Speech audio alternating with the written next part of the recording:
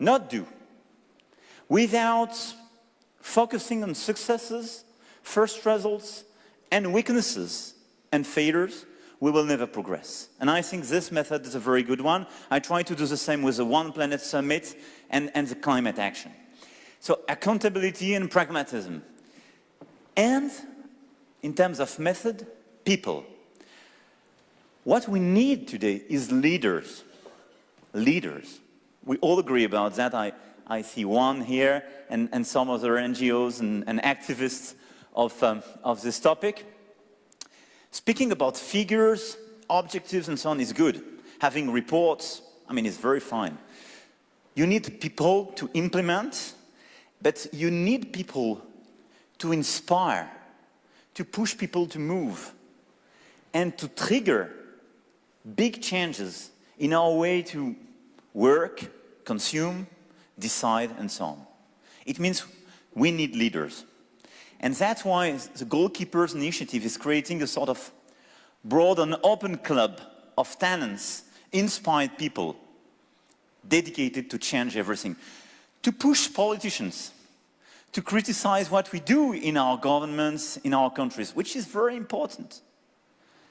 And that's why this method, for me, is extremely fertile and promising. In terms of objective, and where I'm here, and where I do believe that we have a lot of things in common and a common agenda. Obviously, we have our global agenda and the Agenda 2030 and our SDGs. And I want us to do much more. Why? Because I do believe in multilateralism. I do believe in our ability to deliver following this agenda. I committed myself, and for France, we will go from 10 billion to 15 billion by 2022 a year in terms of development aid. And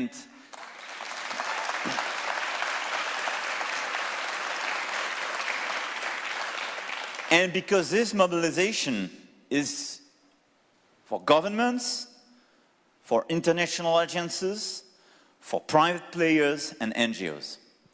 I have three main challenges I'm very attached to. The first one is obviously climate.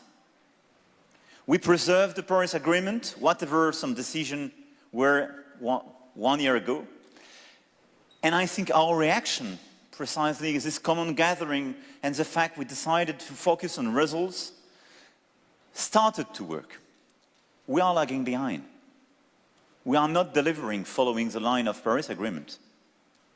We are late. And the first consequences of all these climate changes are here. Everything is in a big time of acceleration. But last year, with the One Planet Summit, we had very first commitments from the finance side. We gathered a few months ago the sovereign funds, and they committed now to invest much more on climate. And what we have to do, and we will have this afternoon the second summit, and Bill will be here, I know that, and thanks for your presence and your commitment, both of you.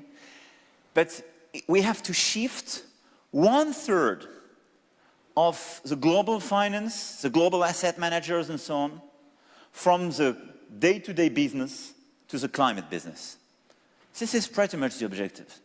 We are not speaking about additional new big figures we will never deliver.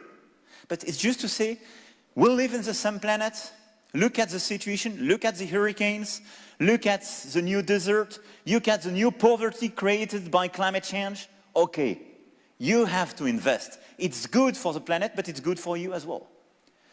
We will create this big shift, and 1/3 of this overall business is reachable, and that's one of the critical action.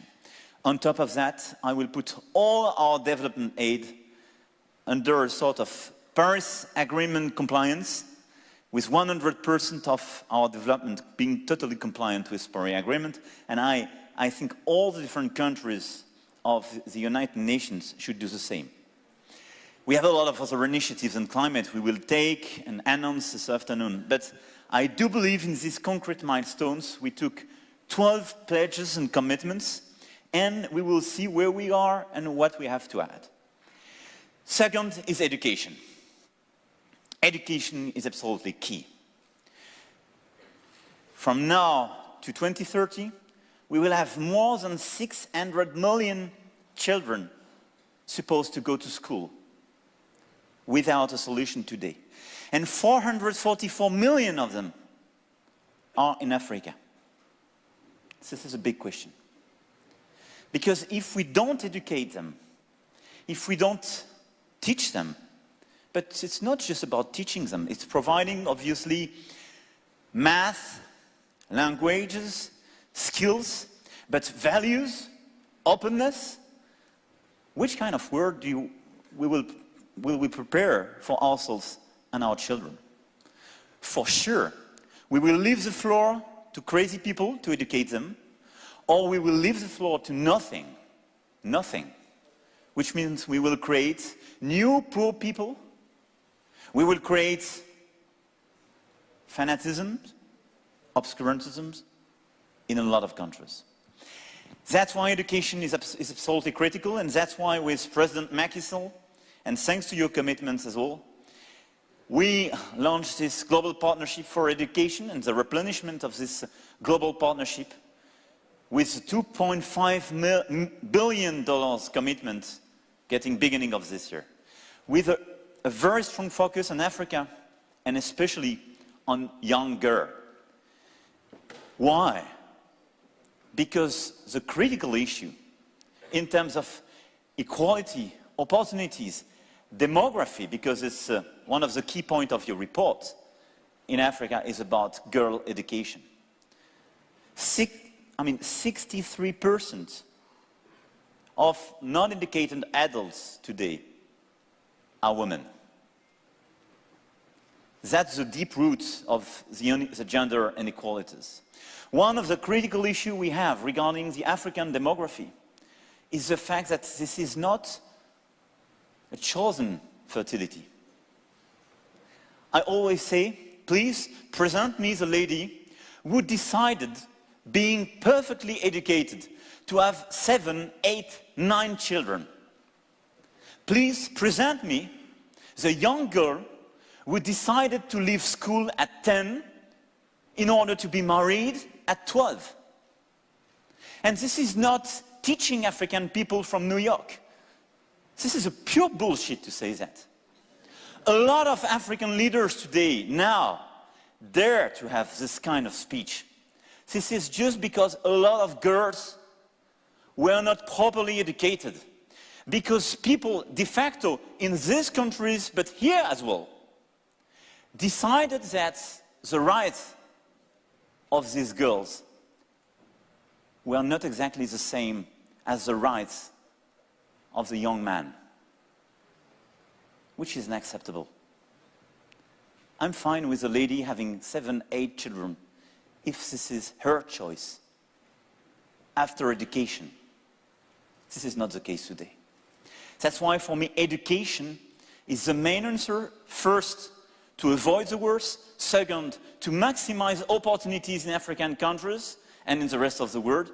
Third, to properly monitor demography, because it will be a chosen demography. My third fight is about health. And I have to say that with Bill and Melinda, we had a lot of discussions about this issue. And this is very complementary with education, mind and body. And this is what we do believe in. You have investment in human capital, education on one side, and health on the other side. That's why I accepted, and we will organize in 2019, the replenishment of the Global Fund for AIDS, tuberculosis, and malaria, because I think that's a very important focus. And we need a global commitment for this topic, especially for Africa as well, but all our societies. But because as well, health is a critical point for mother as well, for children in a lot of poor societies. So we will focus a large part of our development aid on health, but we will put a strong commitment on this topic as well. Climate, education, health are for me the 3 pillars of our fight against poverty. and the three pillars of our fight in order to build this new world and to address one of the main roots of the imbalances of our current environment, inequalities. Yesterday, I delivered a speech at the United Nations precisely about this topic to explain that the French presidency for the G7 will be focused on inequalities. And the three challenges have to be the core of this G7. We need a very strong commitment of a lot of countries in order to be much more committed to have concrete results on these three fights. Because it's how to shape our current world, but it's how not just to preserve, but to build the future opportunities of our world and the upcoming generations. So thanks very much.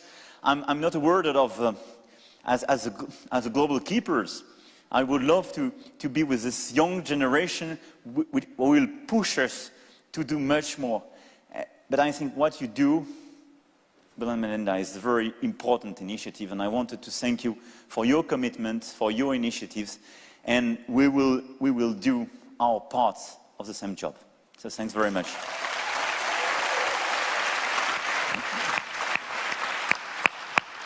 Wow. Yeah. Thank you, Mark. Thank you. Thank you. Incredible. Just No. great. Thanks to you. Thanks to you. What do you want me to sit down? How about there? Yeah? So Bill and I thought we'd do maybe just a few questions. And your obvious, I think, to everyone in the room, passion for these issues, but also your leadership on them. I mean, the way you're lining up your agenda, your foreign aid. One of the questions I have, because we have many goalkeepers in the room today, younger people who are the generation that will keep this all moving forward once we're older, right? The question for you is, you've been to the Sahel a lot since your presidency. And I know you spoke at the University of Burkina Faso. What is your message to the youth? Look, as a French president speaking to the African youth, you always have to get rid of the past, I would say. So it was my first message when I went to Ouagadougou, and to say, let's try to reset the relationship and build new opportunities. And it's just speaking about the future. And I told them, you are in a country, and it's true for a lot of African countries, where, I mean, it's dependent between the different countries, but 60 to 70% are under 35. So your challenges are not the past challenges and the past questions. Your challenges are about how to build a country, how to deal with climate change and all the, precisely the consequences on Sahel and Lac Chad region. I mean, you have the direct impact of climate change because it's harder and harder, for instance, to become a farmer and have resources. And how to build together this future. Today, we have the biggest youth ever on the world. You have 1.8 billion people under 30. It never happened. And a large majority of this youth is African. So for me, my speech was focused on saying, look at the future. The future de facto is yours. This future is not to be built